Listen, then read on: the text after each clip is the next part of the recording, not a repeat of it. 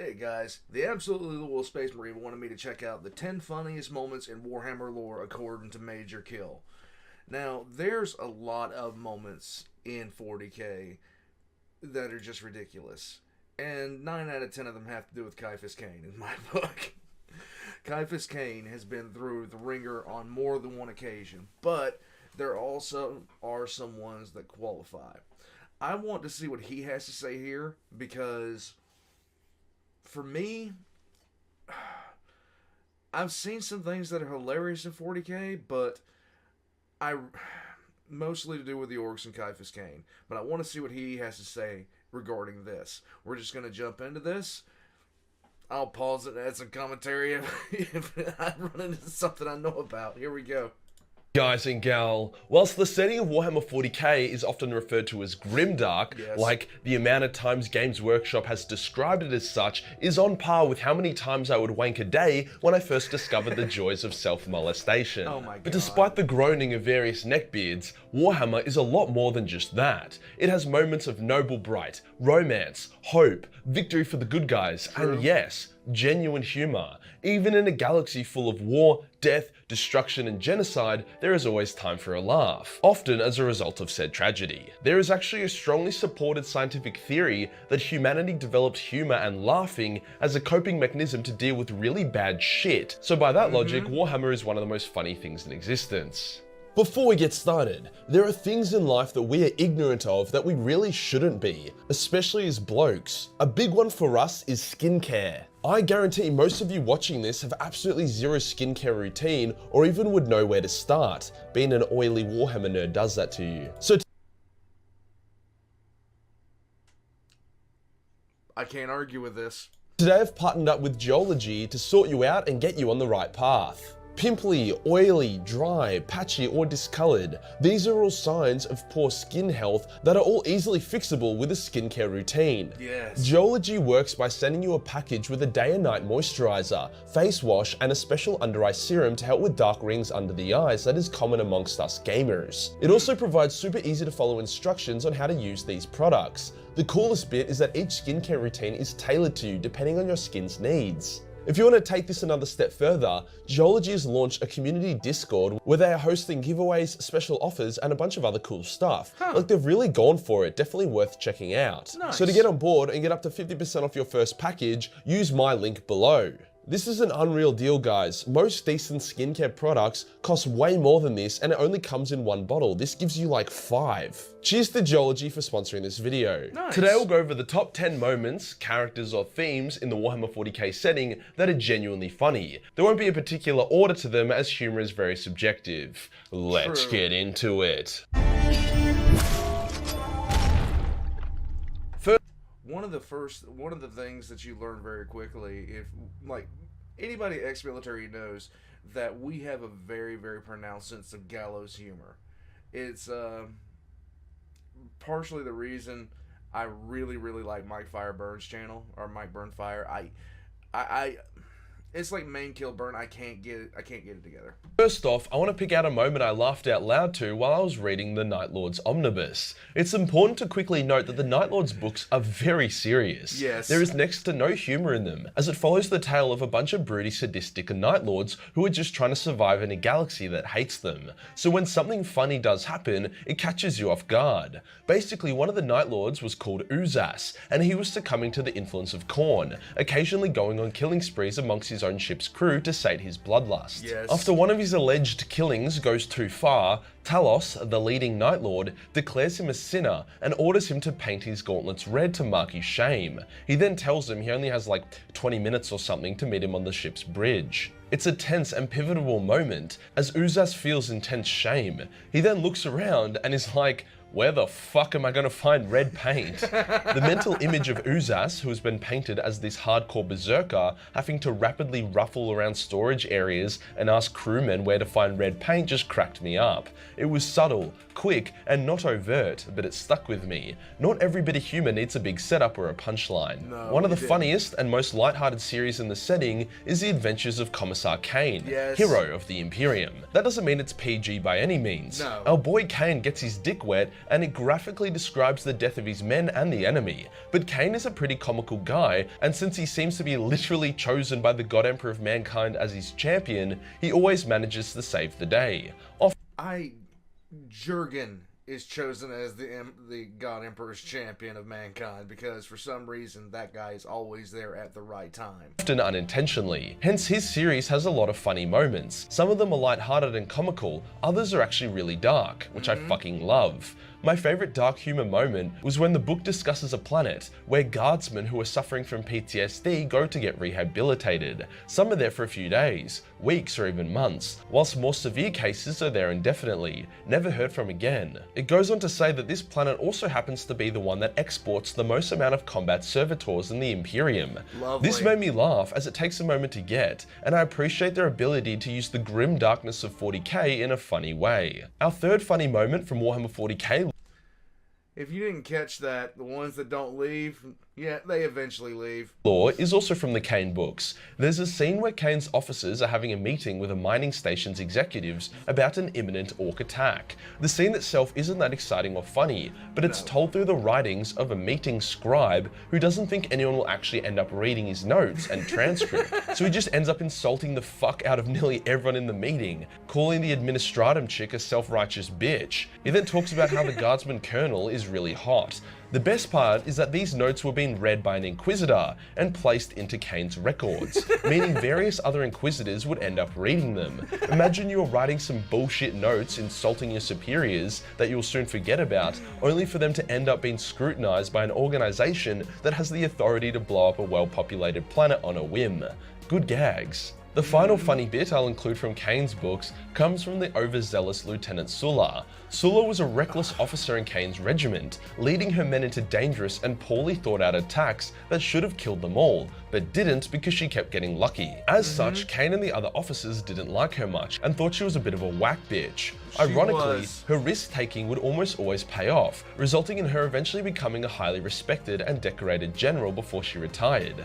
This inflated the shit out of her ego, so she wrote a book that detailed her battles and time in Cain's regiment. Unfortunately, the book is very cringe, being written by someone who sounds like they'd enjoy the taste of their own shit. It says stuff like, "The pride in my breast swelled with his glorious majesty as the brave men and women under my command charged forth, cleansing our Lord's noble planet from the heretical filth that dare attempt to corrupt it."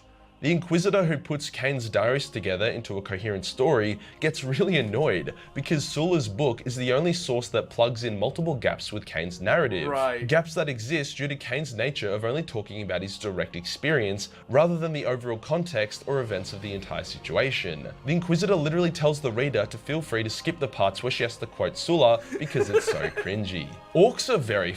No. Even better than that is the fact that she has a downright obsession with Caiaphas Cain and thinks that just has this massive opinion of him, just ungodly. Like, she adores him. She worships the ground he walks on. And he makes several references to her being a horse face and not being able to stand being around her. Funny. Their language, culture, and logic always puts a smile on every Warhammer fan's face. So this list would not be complete without mentioning Orc warlord Griguts, who accidentally travelled back in time during a warp jump. Upon his time travel, he now had a few options. He could use the "I'm from the future" trick to draw orcs to his side, he could team up with his past self, he could intercept enemies on the way to battlefields he was already aware of. If you don't know what he did, get this. He could have done those things, but instead, he decided to kill his past self in order to obtain another copy of his favorite gun so that he could dual wield them. The result of this moment of retarded hilarity was that the Orc War under his previous self's command got confused and ran out of steam. Dude literally hit New Game Plus so he could just get another copy of his favorite legendary weapon. I respect that. The Orcs aren't the only race or faction capable of having a good laugh. There are a few pranksters in Warhammer 40k, the Laughing God being chief among them, but the funniest has to be the Changeling. The Changeling is a demon of Titsnitch with obscenely powerful shapeshifting abilities. This ability means that only the most keenly sensitive people, such as Grey Knights, could be able to tell. Like, it's so good that even the Chaos Gods can't tell.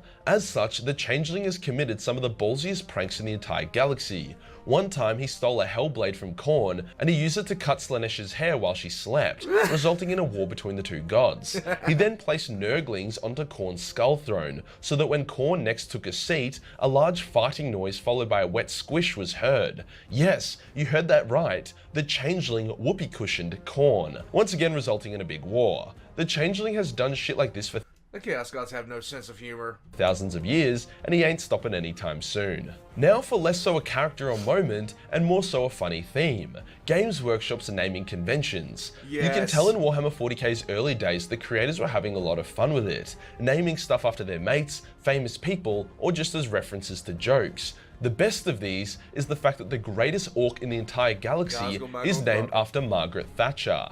Gazkel. People told me that I was wrong about that. I wasn't wrong about that. Ma'uruk Thraka Margaret Thatcher. Mind blown. Other examples include the fact that Weber guns are Andrew patterned, being a reference to Andrew Lloyd Webber, as well as Corvus Corax's name translating to Raven Raven. Yeah. Not to mention Ferrus Manus, whose name literally means Iron Hands. A last little naming gem I'll give ya is that the first ever Inquisitor was called Obi-Wan Sherlock Cluso. Must have been one hell of an Inquisitor. In a similar vein to the naming conventions, the old Games Workshop liked to take the absolute piss, calling one of their planets Birmingham, the Black Planet, a planet that receives next to no sun, gets very little tourists and visitors, and the people on the planet have regressed into cultural isolation, with primitive technology such as muskets still being their go-to. See, this is where a lot of people talking about that 40k is a spoof of fascism. This is where a lot of this comes from, because originally it was written up that way. It has since evolved, and it has since become its own thing. So when people in 2023 start talking about, Warhammer 40k is just a spoof of fascism, stuff like that, you're talking about very early Warhammer 40k, before any of the lore was established, before anything really happened, before the whole Alexander the Greatest story, before any of the Primars, before the Primars were even written down. That's when it was that. It was not that back then. Like, it was a spoof back then, but it has since taken on a life completely all of its own. And it got... From its roots, it has gotten extremely serious. Birmingham is a city in England, hence the GW folks in Nottingham were having a good laugh at their neighbour's expense, which is something I can always get behind. Whilst this is the best example, there are a few other planets with comical names, such as the Blood Drinker's world's name translating to Leech, not to mention there is literally a Slaaneshi world in the Eye of Terror, which is just a big-ass naked man in the fetal position. Planets, man, they can really get ya. The next funny thing is the mere existence of Trazyn the Infinite. This Necron overlord is hilarious, whether it be from punching dinosaurs in the face, thinking up petty ways to seriously inconvenience his rivals, or the fact that he's put together the galaxy's greatest museum with himself as the only person who actually appreciates it. When Trazyn and Orokin were having their feud, Orokin often got the upper hand due to his bullshit hacks time travel abilities. Yes. Trazyn was enraged and felt powerless, hence he spent centuries hacking and bypassing the security on Orokin's teleporter, so that he could teleport to Orokin, shoot him point blank in the face with a big ass gun, and then teleport home.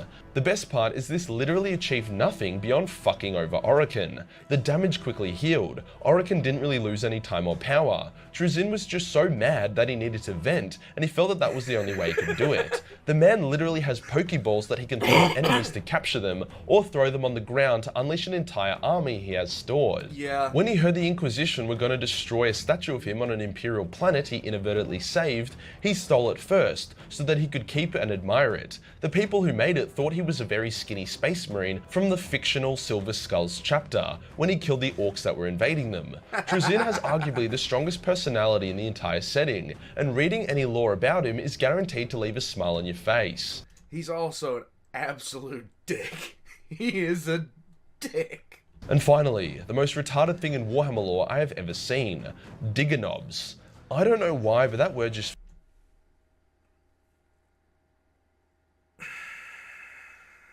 feels racist. The Diggers, oh okay that's why, were a group of humans on a world that they shared with orcs. Due to their proximity, the Diggers became orky, painting their skin green and literally cosplaying as orcs. This got a wacky reaction from the orcs. Some thought it was funny, some thought it was cute, and others thought it was cringe. Either way, the orcs and the Diggers formed an formed an uneasy truce, trading items and culture with one another.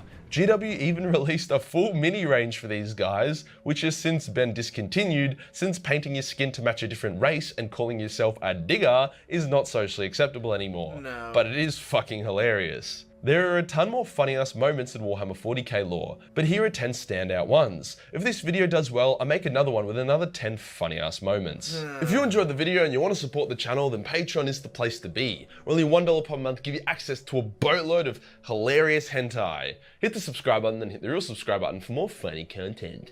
Join